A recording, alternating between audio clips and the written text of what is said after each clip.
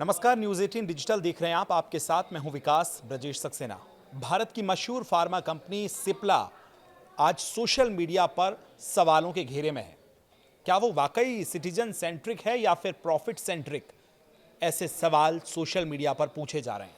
मामला है Eli Lilly की ब्लॉकबस्टर वेट लॉस ड्रग माउंजारो को भारत में बेचने का। दरअसल शिवसेना नेता मिलिंद देवड़ा ने एक्स पर सिप्ला पर निशाना साधते हुए कहा, जो कंपनी खुद को जनता के लिए बताती है वही अब महंगी विदेशी दवा बेचकर मोटा मुनाफा कमाने चली है। आखिर क्या है ये पूरा विवाद? विस्तार से आपको पूरी कहानी समझाते हैं। 23 अक्टूबर 2025 को सिप्ला और एली लिली ने पार्टनरशिप की घोषणा की। इसके तहत सिप्ला को एली लिली की वेट लॉस और डायबिटीज की दवा टिरजेप ए टाइट भारत में यूरपीक नाम से बेचने का एक्सक्लूसिव अधिकार मिला है। दवा वही है जो अमेरिका में माउंजारो के नाम से सुपरहिट हुई थी। एक हफ्ते में एक बार इंजेक्शन, जो ब्लड शुगर कंट्रोल और वजन कम करने में मदद करती है।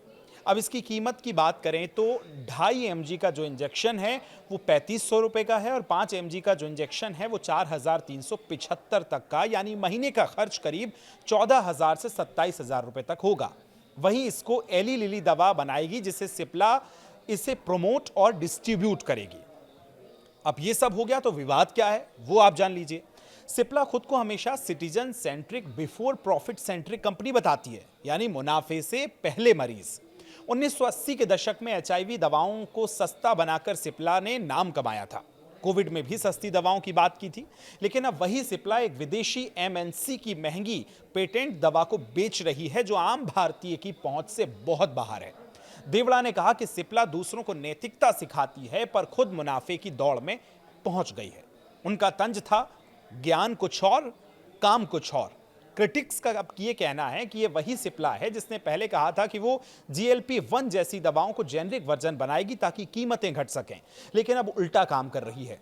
अब इधर सिप्ला और एली लिली की दलील है कि वो इस पार्टनरशिप से दवा अब छोटे शहरों और ग्रामीण इलाकों तक पहुंच सकेगी। भारत में करीब 10 करोड़ डायबिटीज के मरीज और 25 करोड़ लोग मोटापे से जूझ रहे हैं। ऐसे में यह दवा जरूरी है, लेकिन विरोधी पक्ष का कहना है कि 15 से 25 हजार की महीने की खर्च वाली दवाई तो मिडिल क्लास उठा ही नहीं सकता है जब तक जेनरिक दवा नहीं आती। यानी संभावित 2026 में यह जेनरिक दवा आ सकती है, तब तक यह सिर्फ अमीरों की दवा बनी रहेगी। डील के बाद सिप्ला के शेयरों में हल्की गिरावट आई, लेकिन एनालिस्ट का मानना है कि लंबी रेस का यह घोड़ा है, क्योंकि GLP-1 दवाओं का मार्केट में तेजी से प्रचलन बढ़ रहा है। सरकार आगे जाकर ऐसी दवाओं पर प्राइस कंट्रोल ला सकती है। आखिर में अब सवाल यही कि क्या यह बेहतर हेल्थ एक्सेस की दिशा में एक कदम है या फिर प्रॉफिट के नाम पर हिपोक्रेसी? अब आप बताइए, सिप्ला सही कर रही है या अपनी ही वैल्यूज से समझौता कर रही है? आप जो भी इस दवा पर सोचते हैं हमें कमेंट करके जरूर बताएं।